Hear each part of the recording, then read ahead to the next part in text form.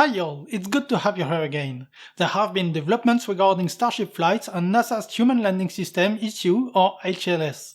Previously on HLS, SpaceX's Starship 1, Blue Origin protested and sued, and the work stopped until a judge could settle the case.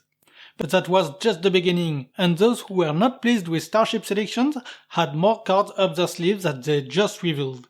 That's HLS episode 346, and it's starting right now. The Federal Aviation Administration just revealed the draft of their Programmatic Environmental Assessment, or PEA, for the Starship and Super Heavy launches. This document is extremely important because it defines what SpaceX can and cannot do and how things have to be done to protect the persons, private properties, and the environment. The final version of this document has to be released before the first orbital launch, and it will most likely be the last thing ready. By the way, SpaceX has now repaired all the thermal tiles on Starship 20. The ship and the booster now have to go through static fires separately, and if everything goes well, and by that I mean if the tiles don't break again, the last major construction milestone will be the quick disconnect arm on the launch tower, and Starship will be ready to go to space. That is, if the final version of the FAA report is ready by then. The draft has some strange limitations though. During the development phase, which is happening right now, only 3 full-stack Starship Super Heavy launches per year will be allowed. More problematic, when the Starship launcher will be ready, no more than 5 launches a year will be allowed. That's not even enough to launch a refilled lunar Starship to the moon. I do not know where these numbers come from, if SpaceX voluntarily gave low numbers to have a quick agreement, or if the FAA is living in a parallel world. Anyway, I hope the final version is released quickly enough for the orbital test to happen, but further tests might be hindered by the limitations. Do you think the FAA limitations will be a real issue, or that it will be solved quickly? But while the FAA seems to be slightly out of touch, NASA is actively making aggressive moves. Kathy Leaders was appointed Associate Administrator for the Human Exploration and Operation by Jim Bridenstine in 2020.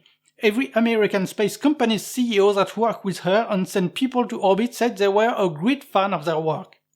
Yeah, this means Elon Musk because remember, SpaceX is the reason the Commercial Crew program is a success, and not an endless series of scrubs or failed flights. Anyway, the new NASA administrator appointed by Biden and the Senate decided to remove the human exploration, this means Artemis, out of Ludo's responsibilities and give it to Jim Free. Of course, the choice of head administrators is an important political decision, and Leader was indirectly appointed by the previous administration. But everything is not red or blue, and lobbies are at work too. Here is a leaked email from ULA's lobbyists sent days after SpaceX won the HLS contract, and clearly stating as their goal to have Nelson fix the "let's just have everything awarded to SpaceX" problem. And you will see in just a few moments that indeed they have started to fix the problem.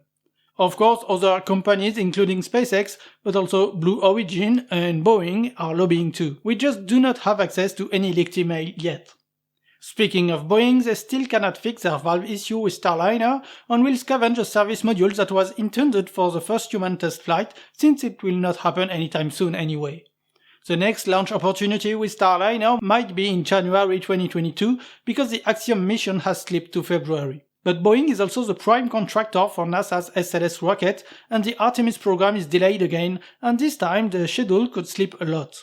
Hey, if you found this video useful so far, please click the like button as it will help it reach more people. The SLS or Space Launch System is the basis of the Artemis program. The first version that will fly in a few months is called Block 1, able to launch 27 tons toward the moon. This is enough to land astronauts with the HLS lander, which is still Starship for now, but not enough for the Gateway Lunar Station. To save time during development, the upper stage of the Block 1 SLS is basically a Delta upper stage, slightly modified to fit onto the SLS stack. Block 1B will use the Exploration upper stage, much more powerful and with larger tanks, and therefore will be able to send 42 tons toward the moon, enough to start the construction of the lunar station. Block 2 with longer SRBs is planned, but honestly, by that time Starship will have rendered the whole thing obsolete, and I don't think it will ever be constructed. The whole SLS program is plagued with delays and budget overruns, mostly because contractors, which mostly means Boeing, are not tied by schedule or budget. Here is how they started to fix the SpaceX problem. During a recent call with the media, NASA Administrator Bill Nelson said the current timeline for Artemis 1 is now the end of the year or the first part of next year. This is a polite way to announce about at least 6 months of additional delays for the first flight, but this was kind of expected. Of course, Artemis 2 now also has to slip and is now scheduled for late 2023 or early 2024. As you know, the launch date for Artemis 3 is partly up to a federal judge, thanks to Blue Origin, but I will get to that in just a moment. The real big news was the announcement that Artemis 4 is officially designed to deliver the first element of the gateway with SLS Block 1B and the exploration upper stage. Of course, this has always been the official plan, but many experts thought it would have been much cheaper and faster to use Starship for those missions. Cheaper because an SLS launch is at least $1 billion, and faster because the exploration upper stage development time means Artemis 4 will not fly before 2028 at the very earliest. That's an extremely long gap between Artemis 3 and 4. I want to remind you that the HLS contract only covers the Artemis 3 landing. One of Blue Origin's arguments over the HLS contract is that it would give SpaceX a head start to win the other landing contract for Artemis 4 and the next ones. From Blue Origin's point of view, it is fortunate that Artemis 4 is slipping to 2028 or later, because it will give them a lot of time to develop a new competitive lander. Of course, officially they have nothing to do with that decision. It also gives Artemis 3 a lot of leeway for it to slip in the schedule, and I bet it will. And of course, SpaceX will not get its full contract money until HLS flies. I guess that SpaceX doesn't care, because by the time Artemis flies, they will be landing on Mars anyway. What do you think? Should have Artemis 4 switched to Starship at least for the cargo missions?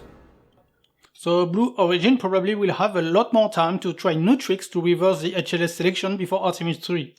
On that matter, we have some news regarding the lawsuit, and the more you look at it, the more it looks like a farce. The full Blue Origin complaint has been published, and we learned a few things. 1. Blue Origin's real name is Blue Origin Federation LLC. Yes, Federation.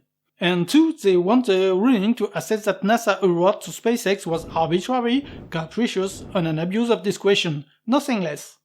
They also want full work stoppage, allow for revision to proposal, and a new selection. And of course, this would not have been perfect if they had not asked NASA to pay for all Blue Origin's attorney fees. Surprisingly, most of Blue Origin's legal complaint comes from the fact that SpaceX doesn't have to perform a flight readiness preview for each and every Starship launch, including the refuel missions. Let me remind you why Blue Origin lost in the first place. They were twice the price and had no experience whatsoever in spaceflight. So, unless the flight readiness reviews would have been charged $3 billion by SpaceX, the price gap is very unlikely to change.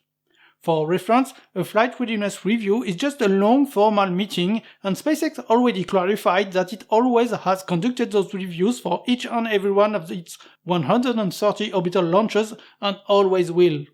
This is such a mundane meeting that they did not even bother to add them to the proposal. But in an effort to make the judge's decision easier, SpaceX immediately offered to put a payment milestone on the flight readiness reviews.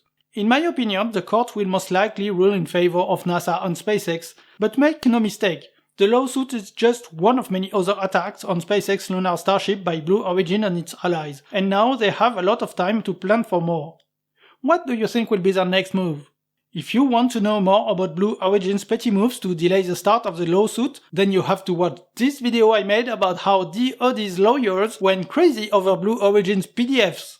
If Blue Origin's engineering department had half the funding of its lawsuit department, they would have reached orbit a long time ago.